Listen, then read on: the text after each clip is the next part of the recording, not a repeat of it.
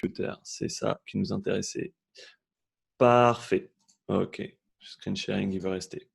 Ah ma merde. Clear drawing. Pas besoin de drawing.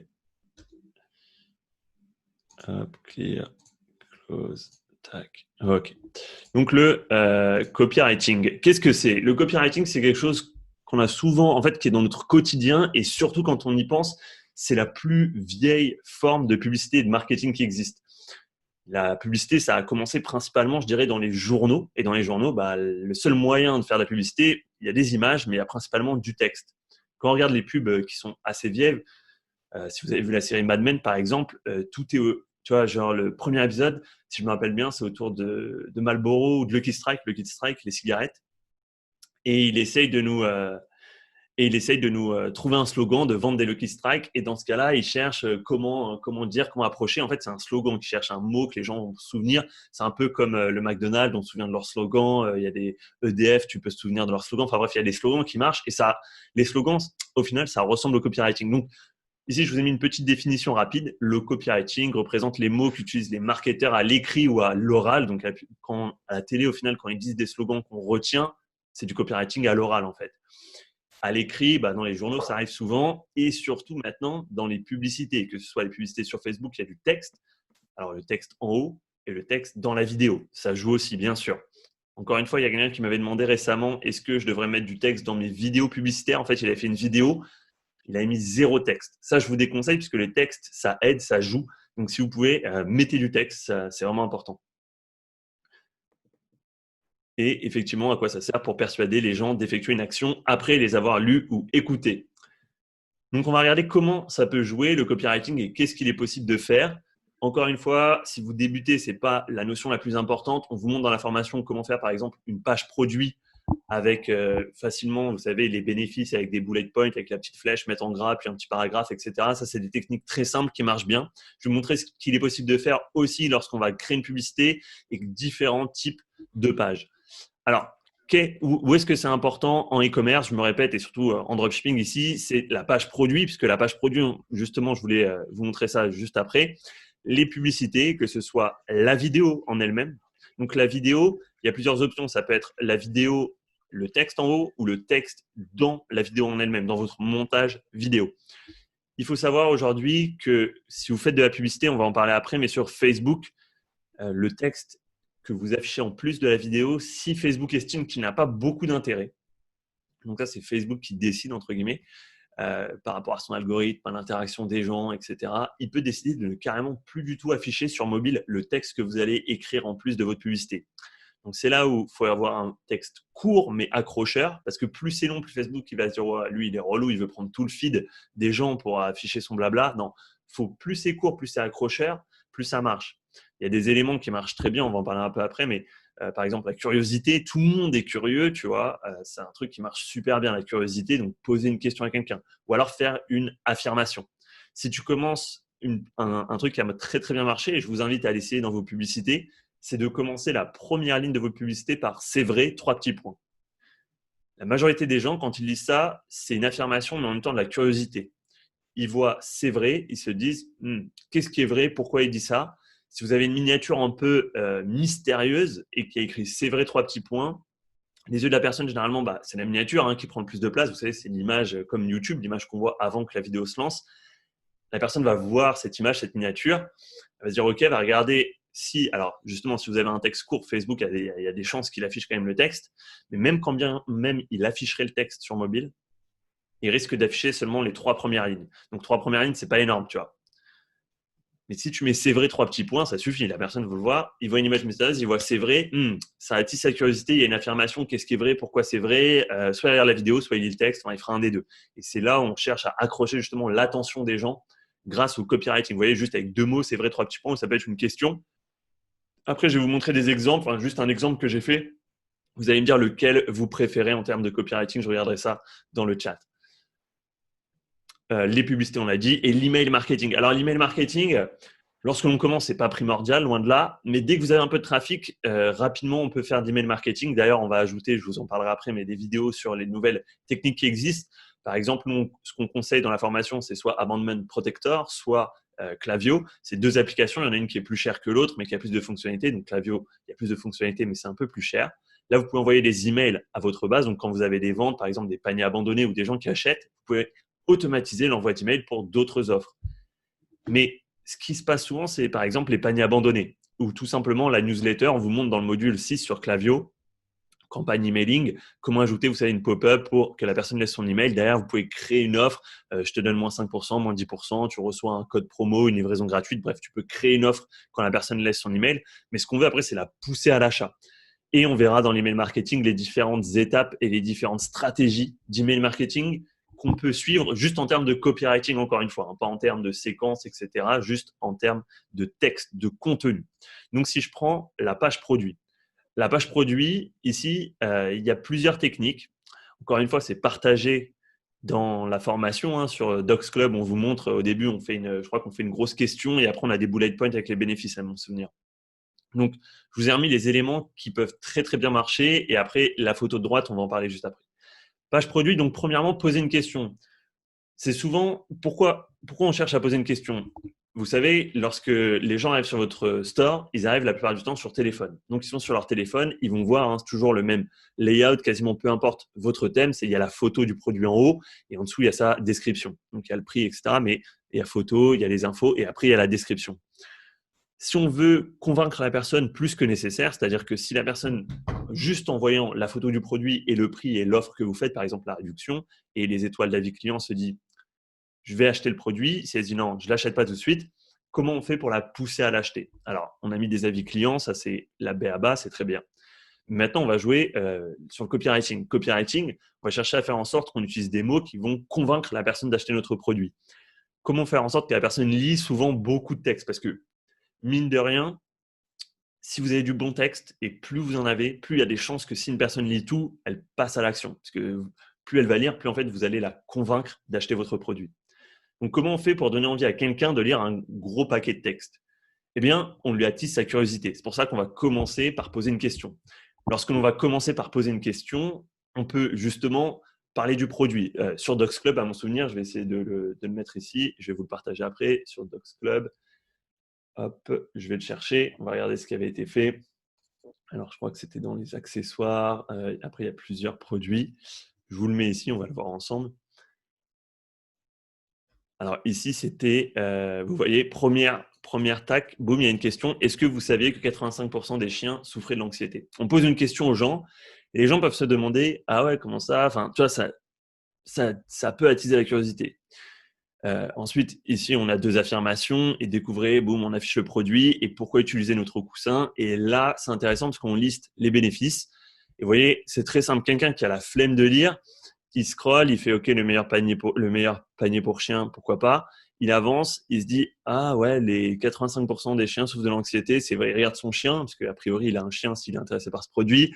Il se dit ah, peut-être que quand je vais au travail, enfin, maintenant qu'il retourne au travail, peut-être que quand je vais au travail, mon chien est seul, du coup, c'est relou, il va tout le temps sur le canapé, il laisse plein de poils. Enfin, il y a plein de raisons qui peuvent être différentes pour les gens. Mais il avance et il se dit, pourquoi j'utiliserai? Là, il y a deux options. Soit il se tape tout le texte, soit il lit juste, vous savez, le bénéfice du produit. Et ça, c'est si je reprends ici, on a ici listé les bénéfices des bénéfices. Alors, pourquoi je dis, si je passe au point 2, pourquoi lister les bénéfices des bénéfices? Je vais vous prendre un exemple assez simple. Lorsque vous allez chercher à vendre votre produit, ce qu'il ne faut pas faire, c'est lister les caractéristiques. Tu vois, je pourrais lister les points. Il y a des gens qui le font, qui disent le panier fait genre 30 cm d'épaisseur. Le panier a des poils ultra doux. Le panier, a une dimension de tant de centimètres. Le panier, tu vois, c'est des caractéristiques techniques, c'est des spécifications. C'est pas ça qui va convaincre quelqu'un d'acheter le produit. Au contraire, regarde, je prends un exemple d'une voiture qui a la climatisation. Si je te vends une voiture et je te dis elle a la climatisation, tu me dis ouais bon ok maintenant toutes les voitures ont la clim. Donc tu es là, tu n'es pas plus convaincu que ça. Et je te dis ouais mais regarde le bénéfice, donc le bénéfice de la climatisation c'est quoi? C'est que l'été quand il fait très chaud, tu seras au frais dans ta voiture. Donc grâce à la climatisation, il fera 20 degrés ou 21 degrés si tu préfères dans ta voiture. Donc tu seras au frais. Donc ça c'est le bénéfice. Mais tu as bien vu ce que je t'ai montré là, partage d'écran, il fonctionne. Tu as listé les bénéfices des bénéfices. Donc, on a dit qu'avoir 21 degrés, c'était un bénéfice. Quel est le bénéfice d'avoir du 21 degrés dans sa voiture? Et c'est là où tu vas aller un peu plus loin et que très peu de gens le font dans le copywriting. C'est qu'au lieu de dire climatisation, vous êtes au frais dans votre voiture, tu vas chercher qu'est-ce que ça apporte d'être au frais dans votre voiture. Et là, tu peux partir beaucoup plus loin où tu peux définir ton avatar client. Par exemple, tu sais que c'est une voiture familiale, tu vends un break. Donc, tu sais que les gens qui vont acheter ta voiture, ils vont avoir une famille. A priori, si acheter un break, c'est qu'ils ont des enfants. Quand tu vas leur parler de la climatisation, tu ne vas pas leur dire cette voiture a la climatisation, tu ne vas pas leur dire cette voiture vous tient au frais 21 degrés quand il fait chaud, c'est juste le bénéfice, mais tu vas leur dire le bénéfice du bénéfice, c'est que grâce à la climatisation qui vous tient à 21 degrés, vos enfants qui seront à l'arrière seront au frais et que même lorsque, par exemple, il fait très chaud, vos enfants sont énervés, machin, faut aller à l'anniversaire ou faut aller voir leur tante, ils rentrent dans la voiture, ils crient, ils hurlent. Grâce à la climatisation de la voiture, ils vont être au frais, ils vont se calmer, puisqu'on sait que la chaleur, voilà, ça excite, ça énerve, ils transpirent et tout. Et en la voiture, ils sont au calme. Donc, grâce à la climatisation, vos enfants sont au calme dans la voiture. Et vous pouvez aller plus loin, justement, si vous écrivez, vous voyez, ah mince, ça me met à chaque fois le petit truc de zoom, je vais vous passer là, hop. Si vous mettez un gros comme ça pâté de texte, on va dire un paragraphe en tout cas, vous pouvez aller jusqu'à dire la climatisation va faire en sorte que lorsque vous allez arriver chez votre sœur, donc chez la tante des enfants, chez votre sœur, et que vos enfants vont sortir de la voiture et qu'ils seront tout sages, tout calmes, parce qu'ils ont été au frais et ils ont pu faire une petite sieste dans la voiture, ils ont pu se reposer, toutes les autres mamans vont vous regarder et vous dire waouh, comment elle fait pour que ses enfants soient si sages. Donc en fait, c'est le bénéfice d'avoir une climatisation dans sa voiture.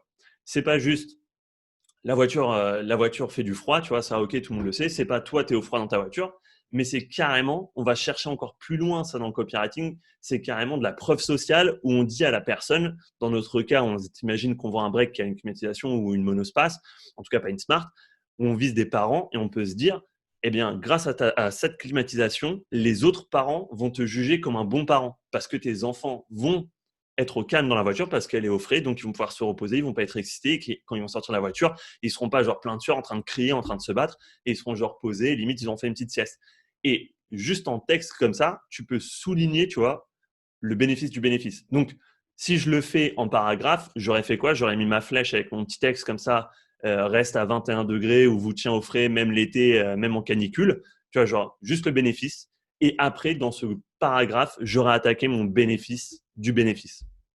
Alors ça, c'est une des options que je vous conseille vraiment de faire lorsque vous faites du copywriting. Et si je reprends la liste, alors ça, je vais vous montrer après pourquoi il y a le Parisien ici. Je mets souligner une problématique. Donc, si vous posez une question, vous soulignez une problématique et vous répondez à la problématique grâce à votre liste de bénéfices de bénéfices. Donc, pas juste une bullet point avec un mot ou deux mots. Essayez, hein, tout le monde, alors de moins en moins de gens en tout cas, de moins en moins de gens aiment lire. Ils aiment aller vite, tu vois, ils scrollent sur leur téléphone, ça va très vite. Mais si vous arrivez à ce qu'on a, en anglais on dit un hook, donc un crochet comme à la boxe, si on va faire un bon hook, à bien les attraper avec une bonne problématique et ou une bonne question, c'est-à-dire que la problématique peut être une question. Nous, par exemple, si on reprend encore une fois l'exemple des chiens, la problématique, ça peut être la question ici, on la met. Est-ce que vous savez que 85% des chiens souffrent d'anxiété? Après, la problématique, ça peut être vous n'avez pas d'autre solution. Enfin, quand vous partez au travail, votre chien se sent seul, vous n'avez pas de solution ou un truc comme ça, qui souligne le fait que ah ouais, la personne se dit ma problématique, c'est vrai, je dois aller au travail. Alors en ce moment, pendant le confinement, bien sûr, ça vaut pas le coup d'écrire un truc comme ça, mais enfin là, ça va peut-être commencer à revaloir le coup. Mais souligner une réalité qui est problématique pour tous, et après, tu peux lister les bénéfices. Et dans les bénéfices, c'est ce qu'on disait. Tu vois, tu dis par exemple améliore la santé et t'expliques qu'est-ce que ça fait de plus que juste améliorer la santé. Pareil pour soulage l'anxiété. Tout simplement, c'est pas toujours évident selon les produits de trouver une question qui accroche vraiment ni une problématique qui accroche vraiment. Par exemple, il y a un produit qui s'est très bien vendu. C'est, vous savez, une genre de, je sais pas comment on appelle ça, une genre de loupe. Il y avait eu plein de noms qui ont été donnés à ce produit-là, mais c'est une genre de loupe. En fait, c'est tu mets ton téléphone avec l'écran et devant tu as un espèce de glace qui fait zoom et ça fait comme si l'écran de ton téléphone en fait devient plus grand pour regarder tes séries sur Netflix ou quoi. Là-dessus, tu n'as pas trop de bénéfices, mais quand tu y réfléchis, tu peux quand même trouver des trucs. Tu peux dire par exemple, vous aimez regarder vos séries sur votre téléphone ou alors une nouvelle manière de regarder sa série sur le téléphone et après le bénéfice du bénéfice, ça peut être à deux, on peut regarder à deux, on peut regarder le téléphone ensemble, enfin, on peut regarder la même série sur le même téléphone, donc on n'a plus besoin de se battre, donc on est au calme. Et tu vois, cherche comme ça à aller toujours plus loin. tu te dis, ce produit, il est bien, il a tel bénéfice, et après, tu le creuses toi-même dans ta tête, comme je suis en train de faire. Tu vois, je creuse le truc, un peu comme la climatisation, où tu creuses, et tu essaies d'aller le plus loin possible à chercher même jusqu'à trouver une preuve sociale. Et là, ça devient intéressant. Donc ça, c'est ce qu'il est possible de faire. C'est une première option. Poser une question, souligner une problématique. Alors la problématique, tu peux la mettre dans la question, et c'est un peu ce qu'on fait là. Tu vois, 85% des chiens souffrent d'anxiété. C'est une problématique. Tu n'as pas envie que ton chien ait du stress, se sente pas bien, etc. Et en même temps, tu poses une question. Donc ça, c'est la meilleure combinaison possible. Ensuite, ça, OK, on a vu lister les bénéfices des bénéfices, j'arrête de me répéter. Ajouter des témoignages. Les témoignages, il y a les avis clients qui sont bien. Ce que vous pouvez faire, c'est aussi rajouter carrément dans la page produit des screenshots, donc des captures d'écran. Vous voyez ici, c'est une petite image. Vous pouvez ajouter votre propre image de commentaires Facebook de gens qui donnent leur avis sur le produit. Donc, ça serait en plus, en bas, on a les avis clients qu'on a l'habitude avec Review. Ici, c'est l'application qui rajoute les avis clients. Ça ressemble à ça. Mais en plus, dans votre page de description produit, vous pouvez ajouter vos propres screenshots. Par exemple, ça peut être des images de Trustpilot, ça peut être des images de Facebook, des commentaires Facebook sur votre post. Ça peut être plein d'informations qui viennent de différents endroits. Ou tout simplement, ce que vous pouvez faire, c'est prendre une image, vous mettez la photo de quelqu'un. Donc, une photo, que ce soit un client à vous qui ait posté une photo, que ce soit une photo que vous récupérez sur Internet, sur Unsplash, par exemple, c'est une banque de photos gratuite. Je la mettrai en lien si vous ne savez pas. Je vous mettrai les liens dont je parle. J'essaierai de les mettre après dans l'espace membre lorsque je vais poster le replay de la vidéo. Tu trouves une photo, tu mets la photo de la personne et tu mets du texte entre guillemets ou en italique et bien sûr, tu mets une description qui correspond à ton produit et qui est un témoignage plus qu'un avis client. De vraiment quelqu'un qui avait la problématique que tu as soulignée. Donc, la personne, par exemple, qui avait un chien qui était très stressé, qui se grattait, etc., qui avait des démangeaisons, quelque chose comme ça, qui a acheté ton produit et qui, grâce à ton produit, son chien est plus calme. Et tu peux même souligner, il est plus calme depuis, le soir quand on rentre, il nous fait la fête, on passe des après-midi le dimanche au parc ensemble. Avant, il n'aimait pas sortir parce qu'il était tout seul, il ne se sentait pas bien. Et maintenant, grâce au coussin, il se sent bien. Donc, tu vois, un petit témoignage d'un petit paragraphe. Et encore une fois, j'ai souligné, tu vois, le bénéfice du truc, c'est pas que le chien n'est plus stressé, c'est que grâce au coussin, mon chien, il a envie de sortir le dimanche avec moi au parc, ou alors maintenant le soir, il vient avec moi sur le canapé. Avant, il osait pas venir. Enfin, tu vois, bénéfice du bénéfice. C'est pas juste ton chien, le coussin, le rassure, le berce, c'est confortable, mais c'est comment ça a changé derrière la vie que j'avais avec mon animal de compagnie. Donc après, on est d'accord que faut sortir un peu les violons, ça marche mieux, mais c'est ce que tous les commerçants font. Enfin, tout le marketing en fait existe autour de ça. C'est un peu, tu vois, quand tu vois une pub au McDonald's à la télé et que le burger est parfait et que toi tu vas, ton steak il est à droite, ton pain il est à gauche et la sauce elle est ni sur l'un ni sur l'autre. C'est le jeu, c'est le marketing. Le marketing, c'est du joli, c'est des belles histoires, c'est ce qu'on fait. Et après, il y a la vente, le produit en lui-même. C'est pas toujours aussi rose que le marketing, je préfère être honnête avec vous, mais en tout cas, quand on fait du bon marketing, c'est ce qu'on essaie de faire. Et quand on y réfléchit, toutes les entreprises le font. C'est le principe du marketing. Dernier point que je voulais vous montrer. Alors, pourquoi j'ai le Parisien ici? Je ne sais pas, Paris, machin, l'assaillant, on s'en fout. C'est pas du tout important l'article, mais quand on va sur le Parisien sans bloqueur de publicité, que vous allez, déjà il y a plein de pubs, c'est normal, ils vivent de la pub maintenant. Et que vous allez ici dans contenu sponsorisé, vous allez trouver comme ça des faux articles. Vous voyez, ça ressemble, alors on pourrait croire que ça ressemble plus ou moins à des articles. Allez, je vais cliquer sur celui-ci avec le coup là, j'arrive ici et ça me fait, tu vois, j'ai l'impression d'être si je regarde comme ça rapidement, j'ai l'impression d'être un peu sur un article. Alors que pas du tout, c'est une publicité. Il te le dit, contenu sponsorisé. Donc ça, c'est de la publicité payante. Et en fait, je suis sûr, mine de rien, je suis sur une boutique en ligne. C'est juste que quelqu'un qui a décidé de faire cette publicité, c'est ce qu'on appelle de la native advertising quand on fait de la publicité sur… tu as plein d'endroits où c'est posté, mais par exemple, ici, tu vois, tu as le logo ici de Outbrain.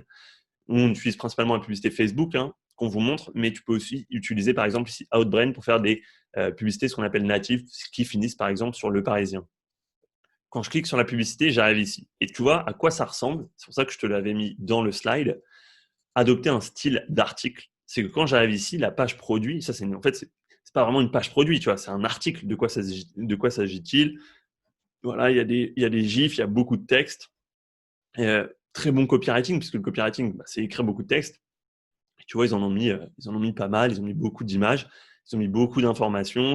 Là, ils ont même mis des avis clients. Conclusion, devez-vous l'acheter? Ils te disent oui, mais c'est eux, c'est pas un article. C'est un peu comme sur ta page produit. Si tu dis à la personne, est-ce que tu dois acheter mon produit? Bah, tu vas lui dire oui, c'est sûr. Où puis-je l'acquérir? Tu vois, ici, si je clique sur le gros bouton pour acquérir ce superbe produit, c'est un produit, encore une fois, que vous trouverez en dropshipping sur AliExpress sans problème. Donc là, on se rend compte que le Neck Relief Pro, eh bien, tout simplement, on se retrouve sur la boutique. Donc, on est passé de leurs faux articles à leur boutique. Et vous voyez, ils nous vendent ici le produit. Il y a une promotion, il y a tout ce qu'on veut. Ils nous proposent, voilà, envoi gratuit. Alors, ils n'utilisent pas forcément Shopify. Là n'est pas le problème. C'est juste pour vous montrer que vous pouvez adopter dans votre page de vente finalement un style très article. Lorsque vous allez débuter, je vous déconseille de faire ça. C'est un peu plus technique parce que pour que ça fonctionne bien, vous voyez le thème, le design de la page produit. C'est pas ce qu'on a l'habitude de voir. Il n'y a pas de produit en fait quand j'arrive ici. Tu vois, il y a même pas de prix, il y a rien. C'est vraiment, vraiment, eux, ils sont vraiment allés loin ou vraiment ils simulent un article.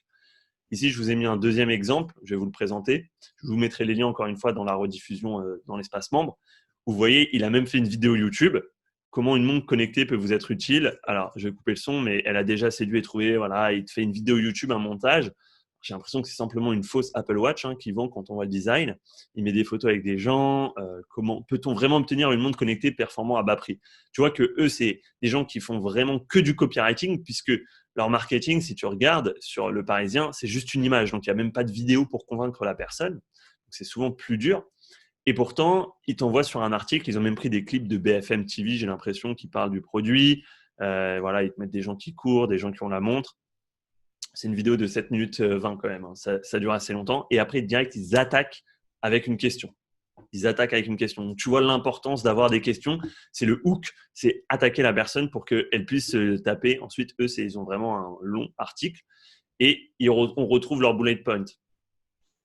Mais tu vois, là où ils pourraient faire mieux, c'est que dans leur bullet point où ils mettent comme ça leur liste de bénéfices, la première montre fitness avec moniteur cardiaque vraiment performant. Est-ce que tu vois, genre moi je vois ça, je me dis ok, elle a un moniteur cardiaque vraiment performant, mais je m'en fous un peu, tu vois, genre quel est le bénéfice qu'elle ait pour moi? Qu'est-ce que ça fait qu'elle ait un moniteur cardiaque vraiment performant? Pour moi, ça c'est une caractéristique. Donc on peut faire mieux que ça. Écran HD tactile offrant un éclairage exceptionnel qui s'adapte à la luminosité ambiante. Pareil, tu vois, ça c'est limite parce qu'il ne faut pas faire parce qu'après j'imagine qu'ils en parlent, ils ont tellement de textes, on ne va pas tout faire ensemble. Je vous mettrai les liens si vous êtes curieux. Mais là, c'est un petit exemple, tu vois, ça, si toi, tu as une page produit sur ta boutique et que tu veux vendre un produit n'importe lequel, et que tu te dis, ah bah ça, je vais copier leur idée de faire des points pour les caractéristiques, évite. Au-delà de ça, avoir un moniteur cardiaque vraiment performant, ça pourrait être, le bénéfice, ça pourrait être, si on réfléchit un petit peu, à mon avis, qui traque, je ne sais pas vraiment qui traque vraiment son rythme cardiaque, j'imagine que c'est plus les sportifs, les athlètes, donc je dirais quelque chose qui est en rapport avec les athlètes, tu vois, avec les sportifs. Je leur dirais le bénéfice de traquer ça, qu'est-ce que c'est pour eux? C'est pouvoir améliorer, tu sais, genre suivre ses performances chaque semaine et pouvoir s'améliorer au fil du temps. Donc, tu sais, la personne qui se dit, tu vois, moi, j'y connais rien, mais s'il y avait écrit améliore tes performances grâce au moniteur cardiaque, je me dirais, ah ouais, par exemple, si j'ai envie de faire des footings, me mettre à la course ou me préparer pour un marathon, grâce à cette montre, ce sera plus facile de le faire. Ensuite, l'écran HD tactile, éclairage exceptionnel qui s'adapte à la luminosité ambiante. Là, je dirais que tu peux voir que ce soit le soir, que ce soit dehors. Tu vois, quel est le bénéfice qui s'adapte à la luminosité ambiante? Il faut s'imaginer que vraiment les gens qui finissent sur votre page produit, il faut vraiment, tu vois, les aider, les caresser dans le sens du poil, les aider au maximum. On ne va pas faire tous les bullet points sauf si vraiment ça vous intéresse, mais encore une fois, je vous laisserai aller voir de vous-même et lire tout ça. Donc, vous voyez, c'est vraiment encore une fois un article, et encore le même style que tout à l'heure. Il y a un bouton, leur bouton ne marche plus. Pour le coup, ça ne doit pas très très bien marcher. Enfin, leur truc, on va essayer un autre bouton. Ouais, c'était peut-être juste un mauvais bouton qu'ils ont. Donc voilà, on arrive sur une page de vente qui ressemble déjà un peu plus à une boutique, alors qu'elle est optimisée pour mobile parce que c'est pas très très beau. Et si je clique ici, j'imagine voilà, que je peux l'acheter. Vous voyez qu'eux, ils nous sont en train de nous vendre une montre connectée à 79 euros. Ils veulent même nous vendre 3 montres à 235 euros, au cas où, voilà, au cas où vraiment on veut de la montre. C'est pour vous montrer ce qu'il est possible de faire en mode article. Derrière ce type d'article, bien sûr, il y aura beaucoup moins de gens qui vont cliquer pour acheter le produit, arriver sur la page de vente, puisque contrairement à ce que nous, on fait, ce qu'on a l'habitude de faire et ce qui marche très bien, c'est de faire de la publicité qui envoie sur la page produit. Eux, ils font de la publicité qui envoie sur une page faux article et du faux article, ils t'envoient sur la montre. Mais si je reprends ici copywriting, adopter un style d'article, tu n'es même pas obligé de vraiment aller jusque là où ils sont, c'est-à-dire faire toute une page en mode article. Non, non, tu peux juste faire un petit paragraphe qui ressemble à un article, tu vois, qui dans ta description, tu peux faire un petit article. C'est quelque chose qui est possible de faire, mais retenez en tout cas, moi, ce que je vous conseille de retenir vraiment au début, c'est ces 3 points. Donc, poser une question, souligner une problématique et lister les bénéfices des bénéfices. On passe au slide suivant qui est sur la publicité. Donc, la publicité, on a vu sur la page produit, maintenant sur la publicité. On va retrouver les mêmes astuces. C'est pour ça que je vous l'ai mis ici, c'est les mêmes astuces que la page produit, c'est-à-dire chercher à poser une question, souligner la problématique et lister les bénéfices des bénéfices.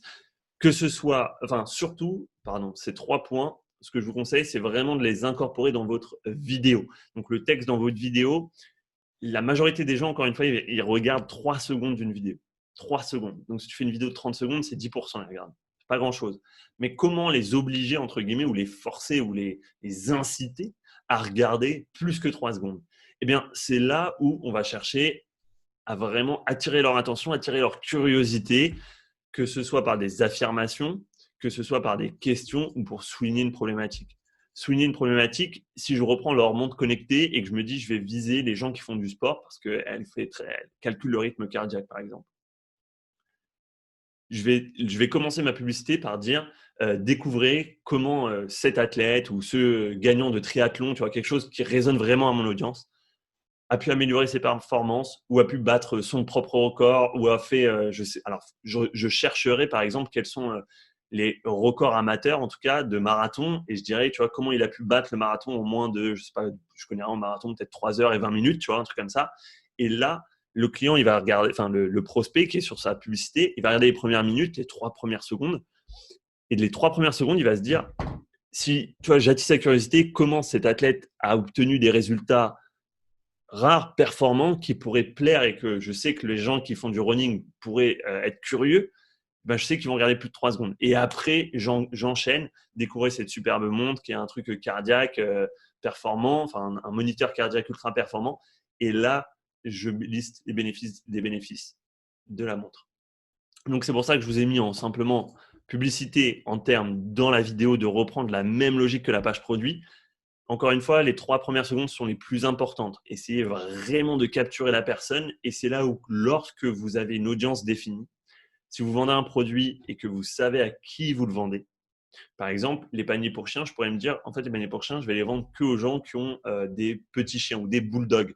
Donc, soit bulldog français, bulldog anglais, bulldog américain, des bulldogs. Et du coup, je peux souligner, tu vois, si je prends une race de chien, je peux souligner un problème que les gens qui ont ce chien ont. Je vais viser ce qu'on appelle vraiment une niche. Et là, au début, ça peut paraître dur de se dire, ah ouais, mais une niche, du coup, il y a peu de gens dedans. Mais d'un autre côté, toi, ça va te permettre de faire un marketing très, très ciblé. Et très ciblé, tu vas pouvoir trouver en fait quelles sont vraiment les problématiques des gens qui sont dans cette niche. Si je prends les gens du running, par exemple, je sais que le running, si tu cours tous les jours, alors je dis ça, je sais, j'ai pas encore fait mes recherches, c'est des suppositions là qu'on fait ensemble, juste pour vous montrer un exemple. Si tu cours tous les jours sur des surfaces dures, avec peut-être les mauvaises chaussures, ben, ça peut te faire des problèmes aux genoux, tu peux avoir des douleurs aux genoux. Donc, je sais que si je vise les gens qui font des footings, par exemple, hebdomadaires, et qui ne sont pas encore pros ou qui vont peut-être le devenir, enfin pro dans le sens où ils achètent de l'équipement professionnel, et ben c'est à ce moment-là, c'est ces gens-là que je veux. Donc, je vais faire tout un marketing, une problématique, découvrir comment ce coureur de marathon a pu sauver son genou grâce aux produits. Et vous savez, il y a plein de, je ne sais plus comment on appelle ça en français, c'est des genres d'attelles que tu mets au genou pour faire du running, là, des espèces de trucs de compression. Ça se vend 1 € sur AliExpress. Tu peux les revendre 20, 30 euros. C'est un très bon produit. Je vous ferai une étude de cas sur un store qui vend ça. On verra ensemble. Je pense que le live prochain, ce sera sur cette boutique, leur publicité, leur marketing, tout. On verra tout ensemble. Donc, ça vaut le coup la semaine prochaine de venir au live ou de toute façon de regarder la rediffusion. Mais si tu as ta niche vraiment ciblée, tu vois, si cette montre connectée, tu sais que tu vas la vendre, par exemple, ici dans l'image qu'ils ont utilisée, c'est des gens âgés, entre guillemets.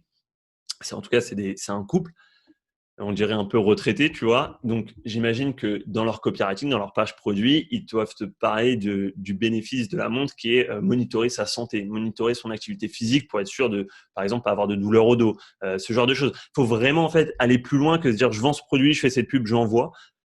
Encore une fois, c'est niveau un peu plus élevé. Quand vous commencez, vous pouvez dire je prends ce produit et j'envoie. Et si vous cherchez vraiment à être exceptionnel dans ce que vous faites, cherchez toujours à aller plus loin. Et pour aller plus loin, on peut réfléchir, voilà, quelle est vraiment l'audience que je vise, quelle est la niche que je vise.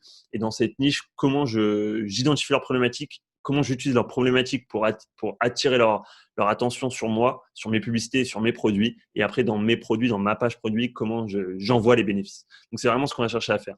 Maintenant, en texte, donc vous savez, il y a la publicité vidéo. Le texte, je me répète, mais ici, sur Facebook Ads, maintenant, a décidé que sur mobile, donc 90% encore une fois, sur mobile, les publicités, le texte que vous allez mettre au-dessus de vos vidéos, s'il n'apporte pas d'intérêt, Facebook va complètement l'obfusquer, donc ne pas l'afficher. Si Facebook estime qu'il est intéressant, il va afficher seulement 3 lignes. Et après, vous savez, c'est 3 petits points et la personne peut cliquer pour voir tout. Donc, il faut être le plus concis et le plus concis, mais en même temps, celui qui attire le plus la curiosité et qui va plaire et qui va ajouter de l'information. Je vous ai mis 2 options. Vous pouvez me dire lequel vous préférez dans le chat. Ici, c'est pour, vous savez, c'est produit de sport. Donc, c'est des sangles de sport pour s'entraîner depuis chez soi. Premier texte que je mettrai au-dessus de ma vidéo. Alors là, je mets une image, mais j'utiliserai une vidéo. Plus de force, plus de muscles. S'entraîner sans devoir aller à la salle de sport, c'est possible. À essayer aujourd'hui. Et là, le lien du produit. A priori, quelqu'un qui est intéressé par le sport et par la musculation, si tu commences par lui dire plus de force, plus de muscles, il y a des chances que ça l'intéresse. Maintenant, deuxième option qui… Alors, je veux pas… Vous allez me dire lequel vous préférez. On va dire tu as le 1 ici. Si je fais ça, hop, tu as la 1. Et je vais vous mettre la 2 et vous me dites 1 ou 2 dans le chat, ce que vous metteriez sur votre boutique, par exemple. Donc là, j'ai la 1 et là, hop, j'ai la 2. Est-ce que ce simple appareil à seulement 29 € peut vraiment remplacer une salle de sport? Le coach des stars, donc là, limite, ça vaut le coup de chercher, par exemple, on va pas utiliser le nom de quelqu'un, mais tu vois, s'il y avait un prénom qui est connu, alors j'y connais pas encore une fois en coach connu des stars, mais tu vois, quelque chose comme ça. Le coach des stars révèle son arme secrète pour se sculpter un corps parfait depuis chez soi. Et oui, c'est si simple. C'est si simple, le lien après. Donc, 2, il attise beaucoup plus la curiosité. Il y a Marina qui nous dit le 1, Ludovic qui nous dit le 1. Donc, vous voyez, c'est là où c'est le 1. Il y a pas mal de gens qui préfèrent le 1. Alors, moi, je n'ai pas testé celui-ci, mais j'aurais tendance à penser que le 2 marche bien parce qu'il attise la curiosité. Mais d'un autre côté, je viens de dire juste avant que plus c'est court, mieux c'est. Donc, peut-être que le 1 marche mieux.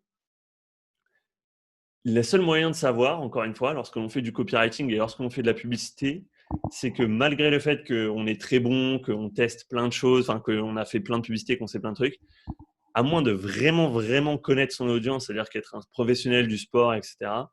Et encore du sport marketing, j'entends pas vraiment, tu peux ne pas faire de sport et être un professionnel du marketing dans le sport. Vaut mieux tester les deux et tout simplement voir laquelle fonctionne le mieux. C'est toujours, vous rappeler à chaque fois, je dis tester plusieurs publicités, quand bien même vous avez la même vidéo dans les deux cas. Et regardez, en fait, si vous avez la même vidéo, au final, on pourrait s'imaginer que la vidéo correspond un peu au texte. C'est-à-dire que là, dans le cas 2, dans la vidéo en elle-même qui montre le produit, on pourrait parler du coach sportif, tu vois. On pourrait montrer un coach qui entraîne quelqu'un au début et qui dit ce coach révèle un secret qu'il utilise avec ses clients stars de la réalité ou je sais pas quoi, stars du cinéma ou bref. Tu vois, il y a une vidéo qui pourrait prendre cet angle-là et en fait, juste avec le texte, j'ai trouvé un angle de vidéo différent. Quand bien même au début, je cherche quel type de vidéo je pourrais faire pour ma publicité, je pourrais aller sur YouTube, trouver des petits clips de vidéos de coachs qui aident des clients, des gens qui s'entraînent. Donc, je pourrais me dire, OK, j'utilise ce style-là pour faire une publicité où en fait, je pousse le truc en disant, voilà, c'est un coach sportif qui utilise une technique secrète, une arme secrète pour coacher ses clients à domicile parce que c'est des stars, donc ils ne vont pas dans les salles de sport. Et aujourd'hui, ils nous révèlent ce que c'est et seulement pour 29 € ça marche. Et hop, après, on voit des gens qui ont des résultats, etc. Ou alors le point 1, pardon, le premier, plus de force, plus de muscle. Et là, tu attaques direct. C'est-à-dire que ta pub, tu vois un mec super baraqué qui utilise le produit et que tu vois que tu lui s'entraîner sans devoir aller à la salle de sport. Il s'entraîne depuis chez lui, résultat depuis la maison et tu vois que des mecs qui s'entraînent. Donc, il y en a un où c'est plus du storytelling, où ta publicité va chercher à être un peu plus longue. C'est le 2. Et dans le 1, je pense que tu peux faire une publicité beaucoup plus courte.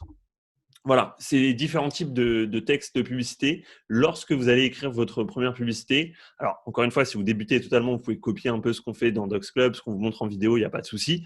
Copier tout simplement même les pubs des concurrents que vous voyez à droite, à gauche, juste pour vous faire la main, comprendre comment ça marche. Mais lorsque vous êtes intéressé d'aller un peu plus loin, prenez le temps de vous dire, je vais commencer par le texte. En fait, avant même de créer votre vidéo, je vais commencer par le texte et je vais faire des textes comme on vient de voir ici. C'est-à-dire que je fais une version peut-être question où je crée une petite histoire et une version où vraiment je rentre dedans, j'envoie les bénéfices et dans la vidéo, je fais bénéfice du bénéfice. Tu vois, au lieu de dire plus de force, à quoi ça sert d'avoir plus de force, plus de muscles, à quoi ça sert? Bon, on sait la plupart du temps, la majorité des gens qui font ça, c'est pour un statut social, de la preuve sociale. C'est rarement pour un côté pratique, hein, la force. Très peu de gens qui pratiquent. Enfin, la majorité des gens qui font du fitness, c'est rarement pour un côté technique sportif. La majorité, c'est pour la preuve sociale. Donc, tu sais ça, donc tu peux jouer là-dessus. Lisser le truc en parlant de la preuve sociale, en disant muscles, les gens te remarquent, etc., etc. Parce que les gens font du sport. Bon, après, il y a le côté bonne santé aussi, tu vois, ça peut être un autre angle marketing.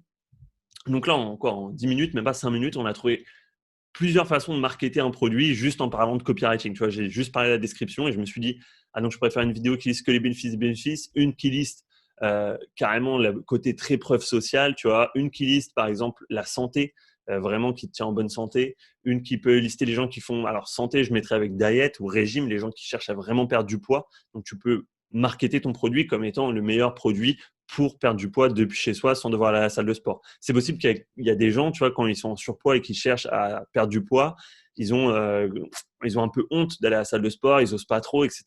Donc, tu peux leur dire, voilà, tu prends cet angle marketing et tu vises des gens en surpoids. Donc, au lieu de viser les gens, tu vois, qui sont à fond dans CrossFit, sport, muscu et tout, tu vises plus les gens qui sont en mode Weight Watcher ou ce genre d'intérêt qui est régime tout simplement. Tu tapes régime sur Facebook, tu vas avoir plein d'intérêts. Et le dernier point, on a vu storytelling en parlant d'un coach qui entraîne les gens, qui entraîne les stars. Donc déjà, quand tu parles d'un coach, tu vois, un coach, c'est un peu c'est qu'on appelle ça une figure d'autorité pour certains dans le milieu. Donc si tu parles à un coach, si tu dis un coach, il y a une figure d'autorité qui va être en jeu. Et en plus, tu peux parler du fait que le coach, donc figure d'autorité, utilise ça sur des stars. Donc, il y a plein de gens, les stars, c'est des grosses figures d'autorité. Tu vois, c'est genre, si cette star, elle utilise ça, il faut que j'utilise. Donc, tu mets deux figures d'autorité qui valident un produit. Ça peut très bien marcher aussi. Voilà pour publicité. Alors, ça fait 40 minutes. Moi, je ne vais pas tarder à devoir y aller. On a 1 heure à peu près de live et je veux quand même répondre aux 2-3 questions s'il y en a. Sinon, on aura notre dimanche, on pourra travailler sur nos pubs. Dernier point, c'est email marketing. Tous les clients, ça c'est important à savoir. C'est-à-dire l'email marketing, là, je vais principalement parler, on va dire, du panier abandonné ou des gens qui donnent leur email pour, vous savez, la newsletter, donc avoir une promotion. Ils vous donnent l'email, mais ils n'ont pas encore acheté. Ceux qui ont acheté, c'est un peu différent puisqu'ils sont déjà convaincus par votre produit. Potentiellement, vous savez qu'ils sont déjà très intéressés par votre niche. Hein. S'ils achètent un produit pour panier pour chien, moi, je sais que je peux leur envoyer des emails pour tous les produits autour des chiens, a priori. Ça devrait bien se passer. Mais on va parler principalement de panier abandonné ou newsletter. Donc, les gens, tout simplement, qui n'ont pas encore acheté. Il faut se dire que tout le monde, bien sûr, on est des humains, on n'est pas tous pareils et qu'on ne base pas tous nos décisions sur la même logique. Donc, c'est pour ça que lorsqu'on va envoyer des emails, on ne s'arrête pas à envoyer un seul email. D'où les applications qu'on recommande pour pouvoir envoyer des emails facilement. Donc, chaque email qu'on va envoyer, ça ne sert à rien d'insister, tu vois, de dire à quelqu'un achète, il y a la promo, tu envoies un deuxième email, il y a la promo, achète moins 30%, moins 40, moins 60, moins 70. Si quelqu'un n'achète pas parce qu'il y a une promo, alors si tu descends vraiment en termes de pourcentage, tu peux finalement finir par le convaincre, mais tu n'as pas non plus envie de baisser à fond ta marge, tu vois. Donc, comment être efficace là-dedans? Ce qu'on va chercher à faire, c'est envoyer des emails qui à chaque fois attaquent une logique différente. Premièrement, on va viser l'émotion. Alors, l'histoire autour du produit, si je reprends par exemple notre montre en termes d'histoire, tu vois, la montre connectée qu'on a vue tout à l'heure, tu peux balancer une bonne histoire en racontant, tu vois, ici, je suis sûr qu'il y a des histoires vu la taille de leur texte. Tu peux raconter une histoire qui peut être…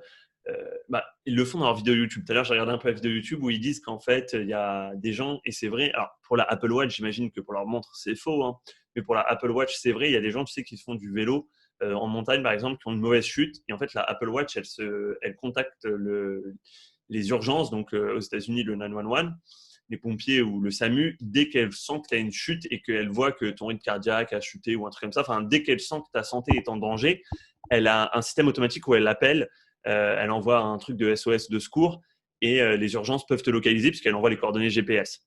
Donc, il y a vraiment des gens qui ont été sauvés grâce à cette montre. Et tu vois, ça, c'est… bon, alors là, on va dans l'extrême de l'histoire du produit puisque c'est sauver des vies. Et on sait qu'en dropshipping, il y a peu de produits, enfin, a priori, hein, qui vont sauver des vies, même si on peut trouver quelques trucs. Par exemple, il y a des fire blankets, vous savez, C'est des couvertures contre le feu, protectrices contre le feu. Alors ça marche, hein, tu les mets quand il y a un feu et ça peut t'aider à sortir de chez toi. J'avais vu quelqu'un qui vendait ça super bien avec un article. Comme ça, c'était une publicité sur Facebook. Tu cliquais, tu avais un article qui racontait une histoire d'une maison qui avait pris feu et ils avaient les fire blankets. Enfin bref, tu as quelques produits. Mais vraiment dans l'émotion. C'est-à-dire que limite, tu essaies d'écrire ton email, tu t'en vas, tu reviens, tu le relis, il faut que tu aies une petite larme aux yeux, tu vois. Peut-être pas, mais que vraiment tu ressens quelque chose. On va chercher l'émotion, que ce soit, alors les émotions, il y en a différentes, ça peut être de la peur, ça marche très bien la peur, ça peut être au contraire de la joie, ça marche aussi très bien. Par exemple, avec ce produit, mes enfants maintenant, ils adorent jouer avec moi le dimanche au parc, alors qu'avant, ils ne voulaient pas. Ça, c'est un produit qui a bien marché. C'était des ballons, des balles gonflables où tu peux remplir d'eau, d'air, enfin gonflable quoi, d'eau, d'air ou ce que tu veux. Et en fait, tu peux jouer avec les enfants, ils peuvent se mettre dessus quand c'est de l'eau, ils peuvent se l'envoyer, bref. Truc qui rebondit, tu vois, un petit gadget, on va dire, pour enfants. Et ça s'est très très bien vendu en publicité, hein. Je l'avais partagé, je crois que je l'avais partagé dans le groupe ou alors sur une story ou quelque part. Et ça, tu peux faire d'émotion finalement parce que tu pars avec des enfants, donc tu peux dire que les enfants jouent, s'amusent. Donc il y a vraiment quelque chose qu'on peut travailler. L'émotion, tu peux quasiment toujours trouver. Même regarde le panier pour chien, tu peux trouver de l'émotion où avant, mon chien, il était toujours stressé quand je sortais de chez moi. Quand je revenais à la maison le soir, bah, il n'était pas bien, comme il a passé la journée stressé.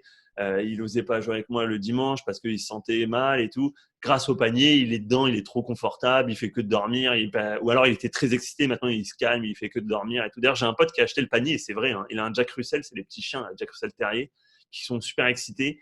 Et vraiment, il a acheté le panier. Je lui ai donné le fournisseur qu'on utilise. Il a acheté le panier et son chien adore le panier et c'est un chien ultra excité et vraiment maintenant il passe ses après-midi dans le panier. Donc tu vois, même si on pourrait croire qu'on sort un peu le violon et qu'on essaie d'en faire un peu trop, bah vraiment pour le coup ce panier, j'ai un ami qui l'a acheté avec son Jack Russell, il m'envoie les photos, il est dedans et il a les pattes en l'air, il kiffe sa vie. Donc c'est vraiment, tu vois, il y a vraiment des produits où tu peux chercher l'émotion.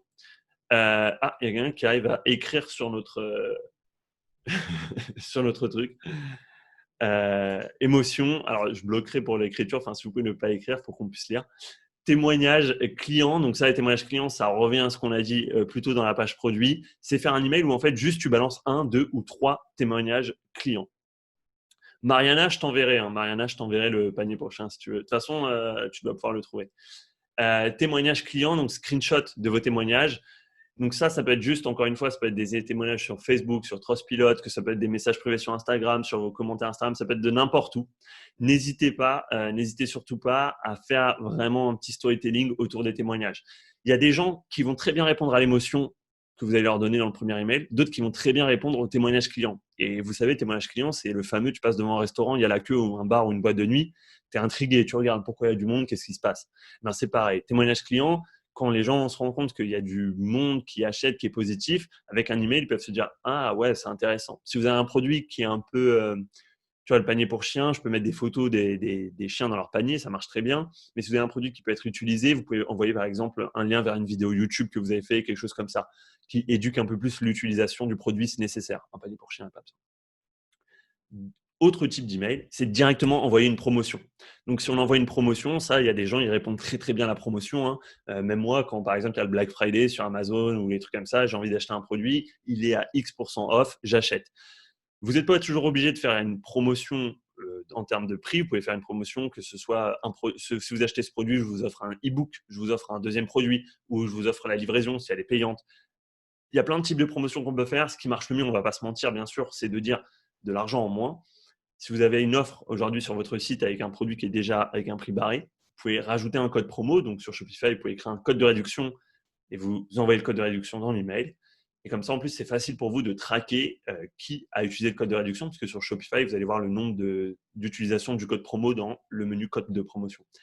Donc, c'est une très bonne technique. Mais vous voyez, c'est ne pas tout mélanger. Moi, ce que j'aime bien faire, c'est un email où je fais de l'émotion, un email où je fais du témoignage, un email où je fais des promotions. Encore une fois, un email de scarcity. Alors là, vous voyez, il y a un peu d'ordre logique, hein. Vous pouvez par exemple utiliser le même ordre qu'on a fait là, ou vous pouvez tester, essayer différents trucs. Potentiellement, vous pouvez en mixer un petit peu, hein. La promotion, vous pouvez la glisser dans le témoignage. Si tu commandes aujourd'hui, tu as moins 10%. Tu vois, il y a aujourd'hui un peu de scarcity, mais sinon, découpez bien. Scarcity, on a l'habitude, c'est par exemple l'offre promo. Donc, tu me l'as envoyé, je sais pas, il y a 2 jours. L'offre promo d'aujourd'hui, c'est terminé. C'est-à-dire que c'est ce soir à minuit et le code promo ne fonctionnera plus. Alors qu'il fonctionne vraiment plus ou pas, toi tu t'en fous, parce que même s'il fonctionne 2 jours après que la personne achète, bon, la personne se dira putain, ouais, j'ai eu un bon bug, tu vois, j'ai eu un problème du site, ça marche super bien. tant mieux, tu as fait ta vente. Tu n'es pas obligé de te casser la tête dans un premier temps. Il y a des applications qui permettent de créer des codes temporaires et tout. Mais pour l'instant, cherche juste à être efficace. Donc, prends pas la tête, cherche juste à avoir un code. Tu dis à la personne que ça prend fin ce soir. Si tu veux, tu peux désactiver le code. Mais quand tu envoies ton email, tu dis voilà, le code va se désactiver ce soir, passe à l'action. Et tu peux mettre rejoignez par exemple nos 12 524 clients heureuses ou heureux et tu mets des images du produit. Tu vois, là, j'ai mixé un petit peu pour dire ce qui est possible de faire. Je préfère tout donner.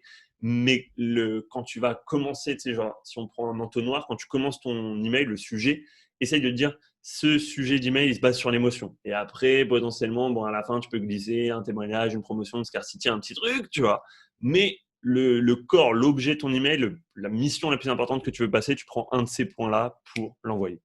Tu as la scarcity, donc la scarcity, c'est ce qu'on vient de dire, et à la fin, tu as la mission. Mission, tout le monde ne s'y retrouve pas, c'est-à-dire que tu vois, par exemple, Docs Club, pour l'instant, on n'a pas de mission, mais on pourrait très bien avoir une mission, ça demande un peu plus d'organisation parce que lorsque vous dites que, ici j'ai mis écologie, feu de forêt en Australie ou des trucs comme ça, les chiens, c'est tout simplement, ça pourrait être des dons à la SPA, tu vois, ou des dons à des associations qui aident les animaux. Mais dans ce cas-là, faut le faire. Faut donner une partie des revenus. Alors c'est très simple de faire des dons à des associations. Là-dessus, souvent sur Internet, tu peux le faire.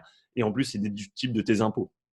Donc là-dessus, il n'y a pas de souci. Et au contraire, tu vois, si tu le fais vraiment, tu peux communiquer, envoyer des emails en disant à tes clients, aujourd'hui, on a pu donner 25 euros à la SPA grâce à vous tous, etc. Donc, tu vois, et en mettant, tu peux mettre une preuve, une image. Les gens aiment bien, tu vois. Les gens aiment bien. Moi, même si j'achète des produits, parfois, je sais qu'il y a une cause derrière et ça me fait plaisir, tu vois. Je me dis, OK, ils vont se faire de l'argent sur le produit que j'achète, mais derrière, même si on reverse un tout petit pourcentage, c'est toujours mieux que rien.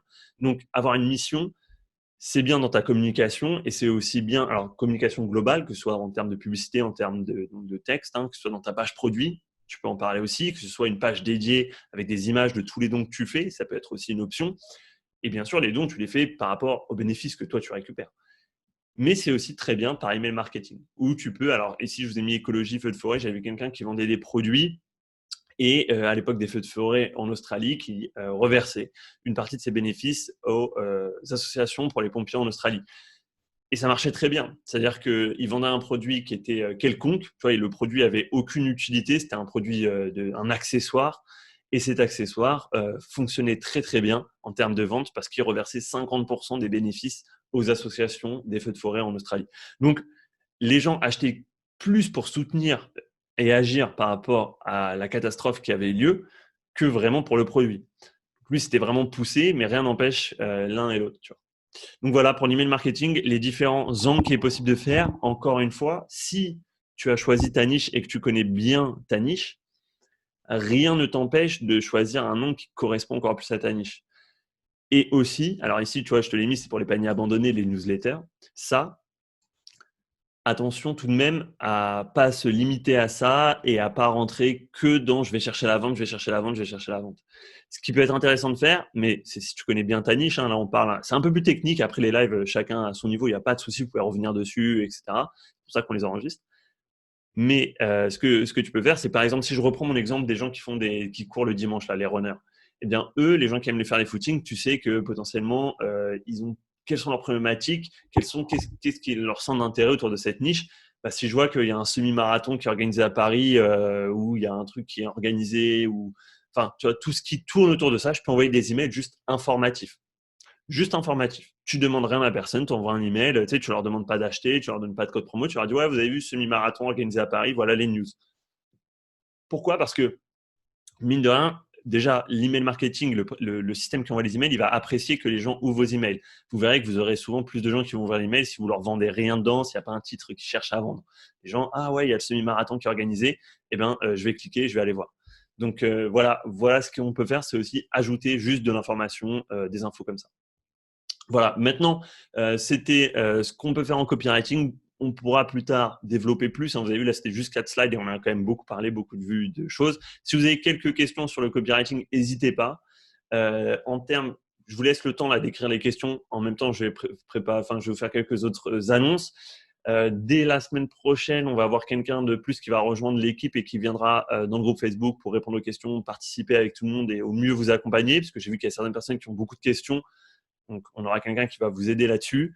On va aussi préparer des guides PDF en plus des vidéos. C'est-à-dire qu'aujourd'hui, par exemple, il y a une vidéo «Créer son store». Eh bien, on va détailler les étapes de création de store dans un guide PDF. Donc, ça va être des screenshots et du texte. Donc, tous les gens qui se trouvent un peu perdus ou qui ont du mal à suivre quelque chose, normalement, d'ici peu, vous aurez des guides PDF disponibles dans l'espace membre. On va aussi, bien sûr, rajouter au fil du temps différentes vidéos sur différents sujets, mais ça, ce sera pour plus tard. En attendant, en plus des guides PDF, ce qu'on va faire dans un premier temps, parce que les guides PDF, ça peut prendre beaucoup de temps à créer, surtout vu qu'on a beaucoup de contenu, ça va être de tout simplement créer ce qu'on appelle un wiki. Donc, tout le monde connaît Wikipédia. On va faire un wiki, nous, en interne, à nous, aux gens du groupe. Et dans le wiki, on va mettre toutes les questions qui reviennent le plus souvent sur les sujets.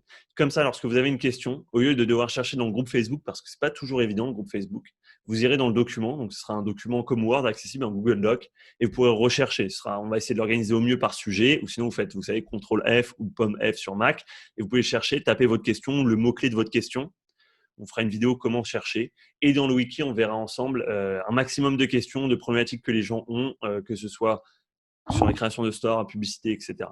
Comme ça, on aura plus de gens au côté support. On reprend quelqu'un de nouveau. On a aussi des guides qui arrivent pour vous aider. Et en plus, on a un wiki pour toutes les questions qui sont souvent posées. Au fil du temps, si votre question n'est pas posée dans le wiki, vous nous la posez, nous on y répond. En même temps, on l'ajoute dans le wiki. Comme ça, la personne d'après, elle a sa réponse. Vraiment, on veut avoir un maximum de support et de soutien pour tout le monde. Voilà, ça, c'est les grosses annonces. Grosses annonces. C'est les choses principales qui vont se passer sur le côté espace membre. Alors, je regarde les questions. Est-ce qu'on peut envoyer des emails marketing à des personnes qui se sont abonnées à une newsletter d'une autre boutique?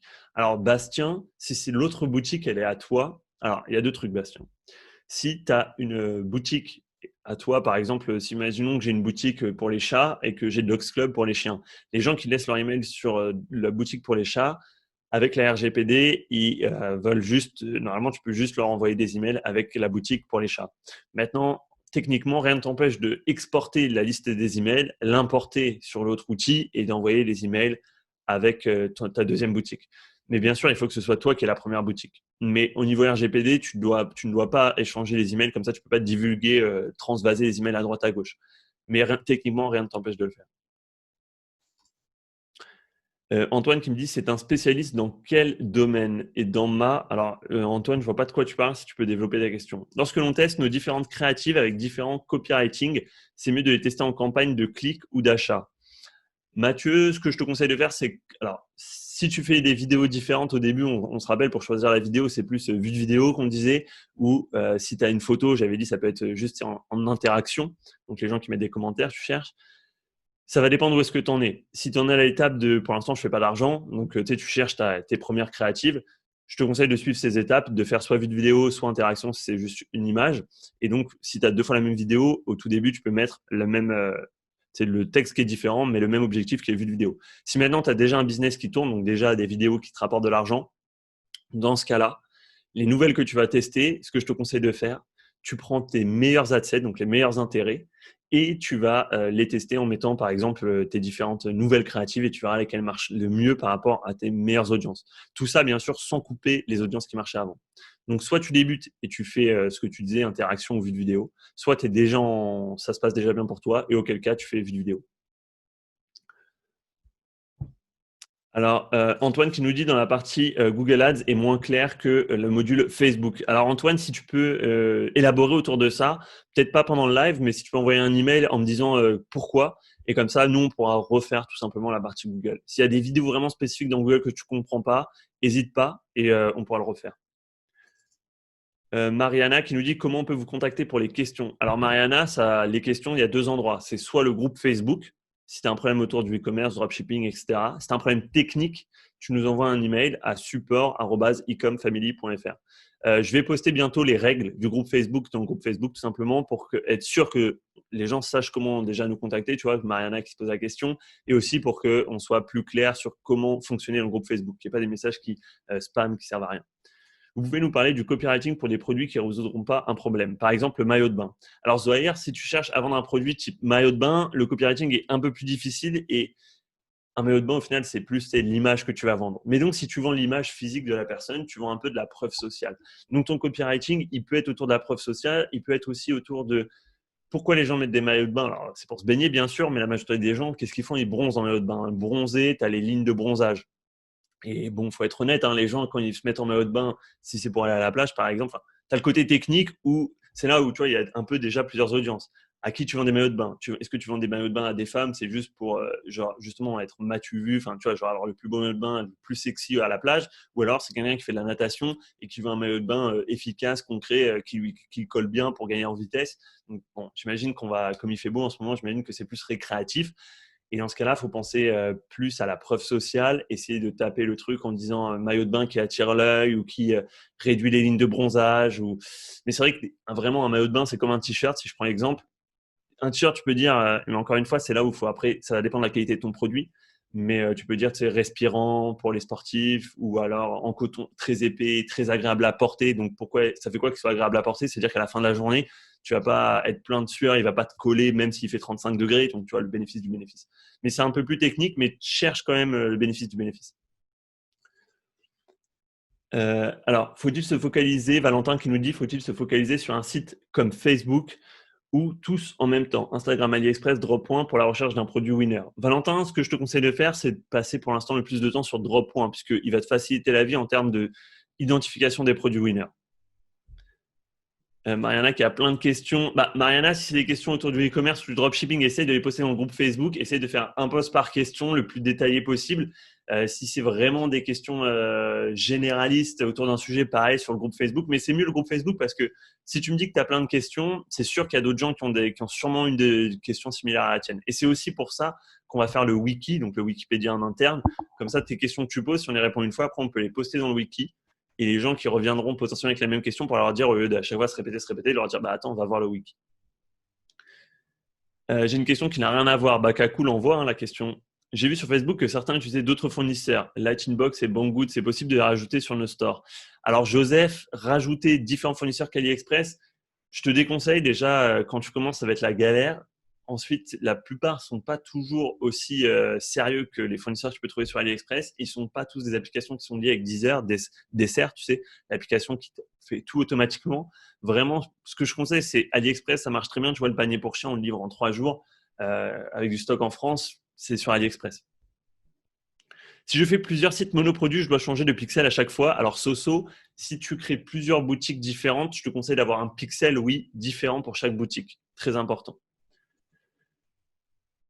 Alors, il faut avoir un fonds de e-commerce qui nous demande, il faut avoir un fonds de trésorerie pour l'achat de mes produits sur AliExpress. Si oui, combien de temps faut-il attendre après paiement de nos clients? Il faut un fonds de trésorerie dans le sens où quand la personne va te payer sur sur ta boutique, tu vas recevoir l'argent. Alors, ça va dépendre. Au début, sur Stripe, ça peut être jusqu'à 7 jours. Tu peux recevoir l'argent, on va dire, une semaine après. Donc, tu as une semaine pendant laquelle, toi, tu n'as pas l'argent, la personne te l'a donné, mais tu ne l'as pas encore pour qu'elle arrive sur ton compte. Elle arrive sur ton compte Stripe et après, du compte Stripe à ton compte bancaire. Auquel cas, il faut attendre tout simplement et tu vas recevoir 7 jours. Donc, le fonds de roulement, c'est 7 jours. Maintenant, au début, tu peux aller très doucement, faire un peu de vente, attendre de gagner des bénéfices, réinvestir, etc. Ça va dépendre de toi à quel niveau et à quelle vitesse tu vas aller. Kakoul qui nous dit, ça fait 2 semaines, j'ai pas réussi à configurer Deezer. Alors, si tu n'arrives vraiment pas à configurer Deezer malgré toutes les vidéos qu'il y a, vraiment, je pense qu'il faut que tu fasses un post dans le groupe Facebook et que tu détailles, tu nous mets des screenshots ou tu enregistres ton écran avec une vidéo. À quel moment ça ne marche pas, tu vois? Qu'est-ce qui ne marche pas? Parce que si tu as créé ta boutique Shopify et que tu es allé dans l'application, le Shopify Store, que tu as tapé dessert, tu l'as installé sur ta boutique, tu as suivi les étapes qu'ils te disent et que tu as créé ton compte, tu as créé un compte AliExpress, tu as cliqué sur Link, tu as tout fait ce qu'ils te disent et que ça ne marche pas, montre-nous à quel moment ça bloque, quelle erreur s'affiche. Essaye d'être le plus précis possible parce que juste dire ça, toi, tout le monde y arrive. Donc, s'il y a un problème, toi, ça doit être un truc très précis. Essaye de nous le montrer. Est-ce que tu penses qu'un site dédié aux accessoires de voyage spécialité, c'est une bonne idée? Dora, en ce moment, j'ai un peu peur en termes de voyage. Il y a le gouvernement français qui va bientôt faire, je crois, une annonce sur les vacances d'été, ce qu'il prévoit de faire, donc affaire à suivre. Mais tu vois, faire par exemple vendre des sacs ou des valises ou des lunettes de soleil à la limite, pourquoi pas. Mais encore une fois, quand tu débutes, cherche plutôt un produit qui est déjà validé sur Droppoint, qui a déjà fait ses bénéfices, qui résout une problématique. Si tu cherches juste à vendre des parasols ou des trucs comme ça va marcher moyen. Ce que tu peux faire, on va bientôt là, dans une semaine, la semaine prochaine, on sera au mois de juin, on enverra des nouveaux produits winners, donc des produits rentables pour l'été. et on vous les partagera sur le groupe Facebook et dans l'espace membre. Et je pense qu'on va essayer de sélectionner beaucoup de produits d'été, donc que ce soit des produits autour du jardin, du barbecue. Ça, c'est plus intéressant que le voyage, tu vois. Quels seraient les paliers de rémunération aux influenceurs de 100 millions d'abonnés, de 100 millions d'abonnés, non, de 100 000, je pense, abonnés et 200 000 et plus. Alors, les trucs des influenceurs, pour l'instant, on n'en parle pas parce que c'est tout un module à part. Peut-être qu'on en fera, peut-être qu'on le fera. Mais ce qu'il faut retenir, c'est que les influenceurs, si tu veux travailler avec eux, demande vraiment d'avoir les screenshots du nombre de gens qui voient leur story. Parce que le nombre d'abonnés, en fait, ça veut rien dire. Ça veut vraiment rien dire. Tu as des gens qui ont 1 million d'abonnés qui ont vraiment très, très peu d'engagement. Donc, l'engagement, ça va être les commentaires autour des posts et les gens qui regardent les stories. Ce qu'il faut faire, c'est vraiment toi, si tu vois un influenceur qui a par exemple 100 000 abonnés, tu en cherches 5, 6, 7, 8, 9 qui ont 100 000 abonnés, entre 50 000 et 200 000. Tu te fais ta poule d'influenceurs entre 50 000 et 200 000 et tu regardes tous l'interaction qu'ils ont en termes de nombre d'abonnés. Ça, tu peux en termes de commentaires sur un post. Ça, tu peux par rapport au nombre d'abonnés. Tu peux le chercher toi-même. Après, tu les contactes et tu leur demandes les infos. Donc, en story, comme c'est leur business, ils ont un rapport qui a regardé, c'est des hommes, des femmes et tout. Ils ont toutes les infos sur leur story. Donc, tu leur demandes à chacun. Et tu compares entre ceux qui ont 50 000 jusqu'à ceux qui ont 200 000. Et tu verras qu'il y en a qui ont 50 000 abonnés qui ont des meilleures statistiques que ceux à 200 000. Donc, ce n'est pas le nombre d'abonnés qui compte. Est-ce que c'est mieux de proposer un deal affiliation ou les payer directement? E-commerce pour les influenceurs, si tu veux faire de l'affiliation, il faut que tu vises des petits influenceurs. Si tu vises des gros influenceurs, il n'y en a quasiment aucun qui voudra faire de l'affiliation. Ils veulent tous du cash. Par exemple, les influenceurs de télé-réalité, ça monte très vite à 5 000 € pour 3 minutes de story. Donc, 3 minutes, même pas, c'est 5-6 stories maximum. C'est moins de 3 minutes. Donc, c'est très vite, on parle en milliers d'euros et tu n'as aucune garantie. C'est-à-dire que c'est déjà arrivé plusieurs fois que l'influenceur, il foire son script, il met le produit qu'il te montre, il le montre, tu vois, genre il s'en fout. Ou alors, il y en a même, le swipe up, ils mettent un mauvais lien. Et l'argent est perdu. Derrière, la plupart, ils en ont rien à foutre. C'est-à-dire qu'ils ne travaillent pas avec des contrats, ils travaillent avec rien du tout. Il y a des agences et les agences, elles s'en foutent complètement de toi. Donc, c'est pas évident. Surtout en ce moment, maintenant, il y a plein de gens autres influenceurs. J'ai un pote qui travaille avec des influenceurs avec, si vous connaissez JLC Family, télé-réalité, je crois. Ils prennent 8 000 € par story. Voilà. Dora, dans le monde entier, mon site sera en anglais. Dora, c'est bien si ton site est en anglais, mais le virus est dans le monde entier. Aujourd'hui, c'est le monde entier qui est impacté pour les voyages. Alors, les États-Unis, un peu moins. Par exemple, en Floride, là, ils sont tous à la plage, ils s'en foutent. Tu peux essayer, hein. Tu peux essayer, Dora. Mais est-ce que c'est pas un peu trop tôt? À toi de voir, hein. Encore une fois, analyse le marché. Moi, personnellement, si tu me demandes, tu me poses la question, j'attendrai avant de lancer une boutique basée sur le voyage. Les compagnies aériennes, elles sont au plus mal. Enfin, il y a de moins en moins. Tu regardes les chiffres, il y a de moins en moins de gens qui voyagent. Enfin, là, on est dans l'histoire. Je crois que ça fait au moins 50 ans qu'on n'a jamais aussi peu de touristes et de gens qui voyagent. Donc, est-ce que c'est le meilleur moment de lancer une boutique sur le voyage? Sûrement pas. Est-ce que c'est le meilleur moment de lancer au contraire une boutique sur passer des activités extérieures, mais interne, c'est-à-dire sans partir, que ce soit autour, tu vois, il y a plein de gens qui font du vélo. Là, je vois à ma fenêtre, j'ai vu sur une route, ils l'ont bloqué aujourd'hui pour qu'il n'y ait que des cyclistes. Donc, tu vois, si tu vends plein d'accessoires autour du vélo, ça risque de bien marcher puisque comme les gens ne peuvent pas partir en vacances, ils vont quand même penser à sortir de chez eux, à faire des activités. Il fait beau, c'est l'été. Ça peut être des accessoires de piscine intérieure, ça peut être des accessoires autour des randonnées. Tout ce qui est camping, randonnée, ça peut très bien marcher le camping, tu vois. Très, très bien marcher au lieu de dire voyage. Euh, alors, Mariana, pardon, qui nous dit qu'elle a envie d'ouvrir une boutique de niche, mais son produit n'existe pas sur AliExpress. Alors, Mariana, si ton produit n'existe pas sur AliExpress, ce que tu peux faire, c'est aller sur Alibaba. Mais attention, Alibaba, il va falloir que tu commandes du stock. Commander du stock, c'est prendre des risques. C'est-à-dire qu'il faut que tu achètes le produit en masse. En masse, c'est, on va dire, au moins 50, voire 100 pièces. Donc, 100 fois le produit, que tu l'importes chez toi. Et après, de chez toi, tu gères les expéditions. Si c'est vraiment, vraiment quelque chose qui te plaît, on pourra en faire un module là-dessus vraiment beaucoup plus e-commerce que dropshipping, parce que là, tu vas acheter du stock, donc tu vas prendre des risques. C'est possible. Mais dans ce cas-là, essaye vraiment de comprendre ton audience et ta niche, de comprendre quelle est leur problématique, pourquoi ce produit va marcher, comment ça va leur plaire. Et si c'est quelque chose que tu es prêt à faire investir, prendre des risques, tu peux faire ta publicité sans avoir le produit. Tu te dis, je mets 200 € de publicité. Alors, voilà, ça coûte plus cher. Tu veux faire du e-commerce avec du stock. Tu vas faire de la publicité sans avoir le produit. Tu vas voir tout simplement si ça marche ou pas. Si tu as des gens qui achètent ton produit, tu les rembourses. Tu dis, ah, désolé, on n'en a plus, désolé, rupture de stock, tu les rembourses. Ah, tu ne les renvoies pas, on les rembourse. Mais tu t'es rendu compte que peut-être que tu as mis 200 euros de publicité, ça t'a rapporté 400 euros. Donc tu te dis, attends, ça vaut le coup, ça marche. Je commande mon stock et je recommence mes pubs. Et là, tu peux expédier et là, tu peux rentrer dans ton business, Mariana. Alors, Mariana, s'il n'est pas sur Alibaba, il y a peu de chances que je le trouve quelque part. Parce qu'Alibaba, c'est là où il y a tous les fournisseurs. Essaye de peut-être chercher le nom en anglais. Peut-être, si tu veux, envoie-nous le produit pour qu'on regarde à droite à gauche. Mais moi, généralement, Alibaba, je trouve tous mes produits en termes de e-commerce. Comment utiliser un pixel Facebook sur un autre site généraliste? Alors, Soso, si tu as un site généraliste, tu veux utiliser un pixel Facebook, tu peux créer. Alors, ton pixel, t'inquiète pas, que tu aies des gens qui viennent pour la pêche et d'autres pour le sport, ça va pas changer grand-chose en soi pour le pixel en lui-même. Mais pour toi, quand tu vas créer tes audiences, tu pourras, au début en tout cas, quand tu n'auras pas énormément de trafic, ça va pas changer grand-chose. Mais toi, quand tu vas créer tes audiences, tu pourras dire, je veux des audiences, par exemple, c'est de panier abandonné ou de ajout ou de paiement initié ou de achat. Toutes les audiences que tu veux, tu pourras les baser sur ce qu'on appelle un Content ID. Donc, quand tu vas créer tes audiences, tu pourras ajouter un filtre et dire je veux Content ID. En fait, un Content ID, c'est un identifiant unique qui est fourni par Facebook par rapport au produit qu'il y a dans ta boutique. Donc, tu peux faire des audiences vraiment spécifiques pour chaque type de produit. Donc, tu es tranquille là-dessus. Après, si vraiment tu veux aller plus loin et avoir plusieurs pixels sur ta boutique généraliste, tu peux, je t'enverrai le nom de l'application. Si tu es intéressé, demande dans le groupe Facebook et je te la passerai. Je ne l'ai plus en mémoire. Mais c'est une application payante qui va te permettre d'ajouter plusieurs pixels Facebook sur ta boutique par type de collection. Tu vois, tu as une collection chasse et pêche, enfin une collection de pêche. Tu as un pixel sur ta boutique qui sera que pour ça. Tu as un truc sport, tu as un pixel que sport. Mais c'est une application payante, encore une fois, tous les mois. Tous les mois, ça va te coûter cher. Y a-t-il un nombre minimum de produits à mettre en inventaire sur notre stock, sur notre store, pardon? Non, non, t'as pas de nombre minimum en termes d'inventaire. C'est toi qui vois par rapport à ton fournisseur sur AliExpress. Mais généralement, sur AliExpress, ils ont l'annonce, ils ont du stock. Enfin, tu vois, si tu peux commander ce qu'il y a du stock, parfois ça te dit sur AliExpress combien il y a de stock.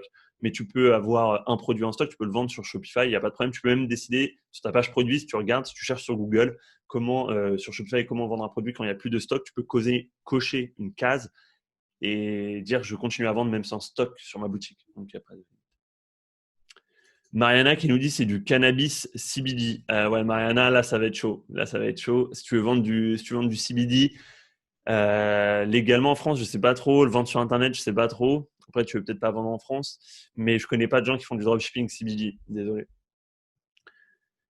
Kakoul qui nous dit est-ce qu'on peut commander sur Cdiscount Feed? Est-ce que vous connaissez cette application? Alors, je connais, je l'ai jamais utilisé. Je crois que tu peux le faire, mais avoir l'intérêt. C'est-à-dire que est-ce que c'est vraiment moins cher qu'AliExpress ou est-ce que si c'est plus cher, est-ce qu'il livre plus vite et quelle est l'automatisation qui est faite? Mais si c'est bien fait, on regardera. Kakoul, ça peut vraiment être intéressant. Si, imaginons que c'est plus cher qu'AliExpress, mais c'est livré depuis la France, ça peut vraiment être intéressant. C'est vraiment intéressant. Écoute, Kakoul, très bon sujet. Je vais le noter pour qu'on puisse voir et potentiellement faire un live dessus ou une vidéo ajoutée à l'espace membre. Alors, on est d'accord que parfois il y a des produits surprises. Je veux dire des produits qui ne sortent de nulle part, mais auxquels on croit fortement. Est-ce que ça t'est déjà arrivé de miser sur un futur produit winner?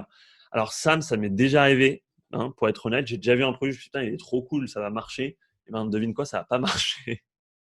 Là, quasiment 100%. Enfin, il y a quoi? Il y a un produit ou deux qui j'ai vu, mais pas avec des grosses statistiques et j'ai réussi à bien les vendre. Mais sinon, la majorité, je les voyais qui se vendaient très très bien et après, je les ai vendus. Alors Désiré qui nous dit je n'arrive pas à trouver un fournisseur avec du stock en France sur mon produit, comment réduire le délai de livraison?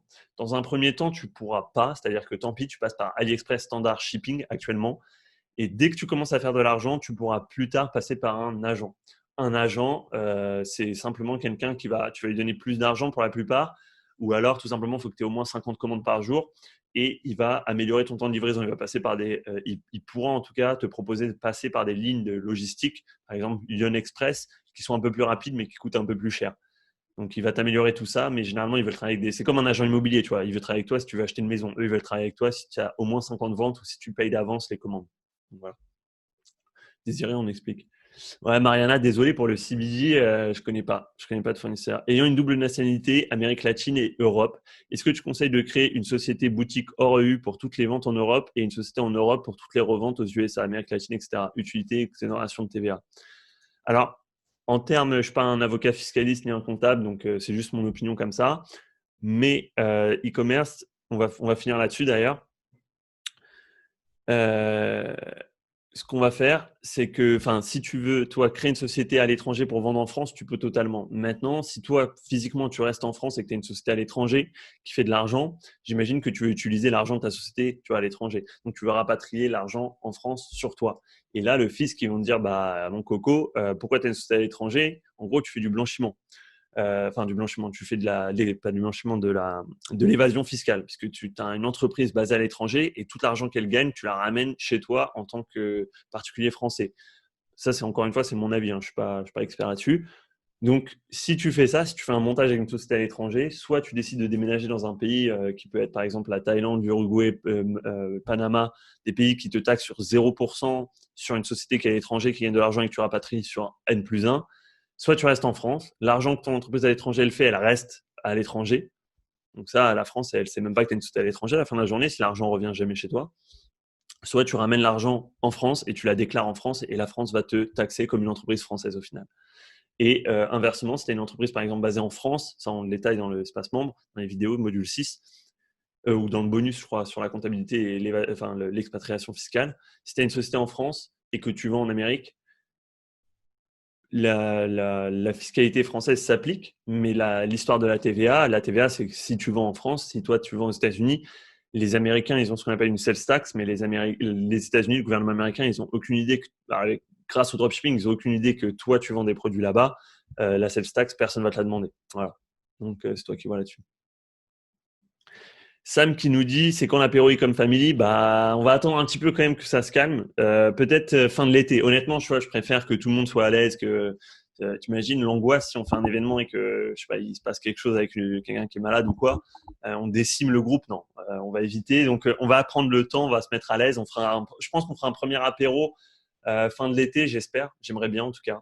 À nombre réduit. Encore une fois, on verra qui est chaud, mais on fera un petit nombre réduit. Et on essaiera de se faire ça en région parisienne, sûrement. Françoise qui nous dit un expert comptable devait-il intervenir? Oui, oui. Alors, l'expert comptable il va intervenir, pas tout de suite, parce qu'avant de l'intervenir, ce qu'on va faire, c'est un sondage dans le groupe Facebook avec toutes les questions et on lui enverra les questions à l'avance. Ou alors peut-être et le live sera sûrement en semaine, parce que l'expert comptable, se faire travailler un dimanche, il est moyen chaud, tu vois.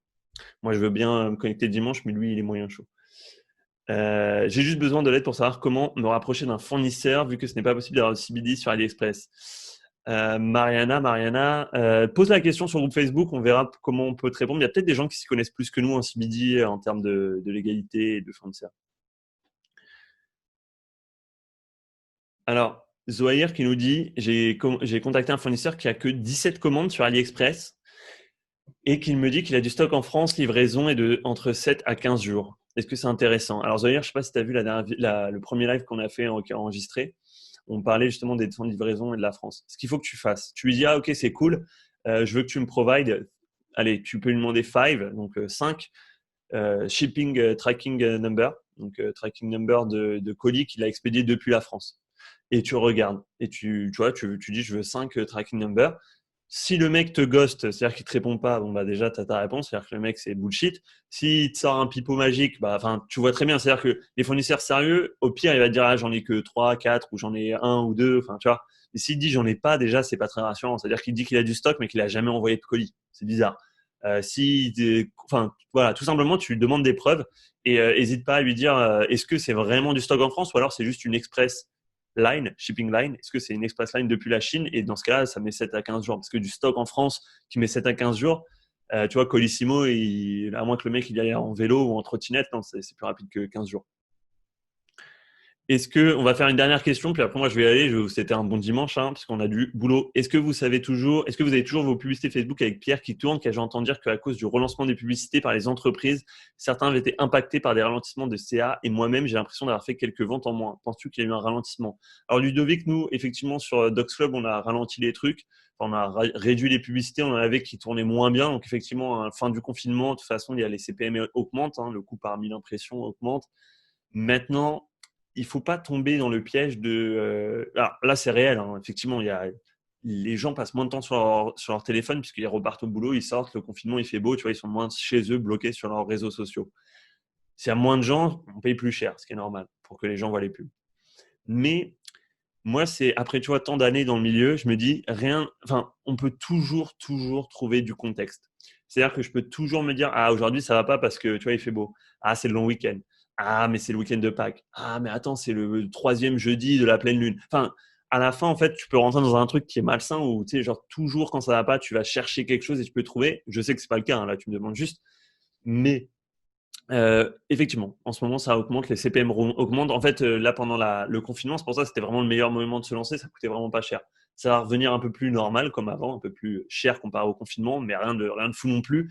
C'est juste la période et il y a le côté, imagine-toi, enfin, j'imagine que vous êtes tous dans ce cas-là, on veut passer du temps dehors parce qu'effectivement, on était bloqué chez nous, il fait vachement beau, c'est l'été, donc il y a sûrement des produits à vendre autour de ce sujet, de passer du temps dehors. Pique-nique, par exemple, vendre des produits pour le pique-nique, ça peut très bien marcher, j'imagine. Voilà, c'est vrai, c'est le cas, mais attention à ne pas rentrer dans ce problème-là. Euh, Merci pour la réponse. Bah, au plaisir, Ludovic. Au plaisir à tous. Au plaisir, Dora. Si vous avez des questions, encore une fois, n'hésitez pas. Je vous ai dit ce qui va se passer. Je vais poster les règlements, je pense, dès demain du groupe Facebook avec un lien vers le wiki donc le Wikipédia de toutes les questions qui va se grandir. Les guides PDF, ils vont mettre du temps, mais vous inquiétez pas, ils arriveront pour tout le monde, pour que ce soit pour tous les sujets. S'il y a des questions, Google Ads, j'ai vu quelqu'un qui trouvait ça un peu moins bien. N'hésitez pas à écrire support@ecomfamily.fr. Quelle vidéo? Pourquoi c'est moins bien? Comme ça, on peut s'améliorer. On cherche vraiment à s'améliorer au fil du temps. Aussi, je pense que la semaine prochaine, on aura une application à vous présenter qui a été faite par notre développeur. Alors, on lui a demandé de nous faire 14 jours gratuits pour les gens parce qu'il voulait faire payant, comme c'est une application très puissante qui va vous permettre de faire du quantity break. Vous savez, sur votre page, par exemple, lorsqu'un client va cliquer sur la quantité 2, dire je veux 2, eh bien, ça va lui baisser son prix unitaire. Donc, ça va pousser les gens à augmenter leur panier. Alors, là où ça va être fort, c'est qu'il a fait un beau design, un design entièrement customisable où ça va être des boutons où la personne, c'est juste, elle clique sur un, 2, 3, ça va pas être je rentre dans un truc, machin, ça clique sur 2 et boum, elle économise. Ça peut, selon les produits, ça peut être mieux que l'upsell, ça va dépendre. Mais ça peut, en tout cas, installer sur sa. Si vous avez des produits comme ça qui peuvent s'acheter à plus de 1, il y a des produits qui n'ont pas vraiment de sens, mais des produits que, par exemple, les produits de jardinage, un truc qui marche très bien, enfin, en tout cas, je n'ai pas encore testé, mais l'année dernière, elle a cartonné. C'est, tu sais, des espèces de lanternes que tu plantes dans le gazon assez hautes, solaires, et après, le soir, l'ampoule dedans, elle fait comme si c'était une torche allumée. Tu sais, un genre d'effet comme ça. Donc, tu en plantes dans ton jardin, oula, et ça fait un côté torche flamboyante le soir. Et ça, bien sûr, la personne, elle va pas en acheter une, tu vois. Tu mets ça au milieu de ton jardin, c'est la tristesse. Donc, elle achète une, deux, trois, quatre. Et là, tu mets quantity break. Et voilà comment ça marche. Donc, voilà. Ouais, Dora, on va balancer les produits Winner, je pense, en juin, donc la semaine prochaine. Je vous dis à tous une bonne fin de journée. Merci à tous. Et on se tient au courant pour la suite. Et n'hésitez pas, hein, de toute façon, dans le groupe Facebook, si vous avez des questions, c'est un problème technique, support. Et support@ecomfamily.fr. Et voilà. Bonne soirée à tous, bon dimanche. Merci à tous d'être passés et on se dit à la semaine prochaine.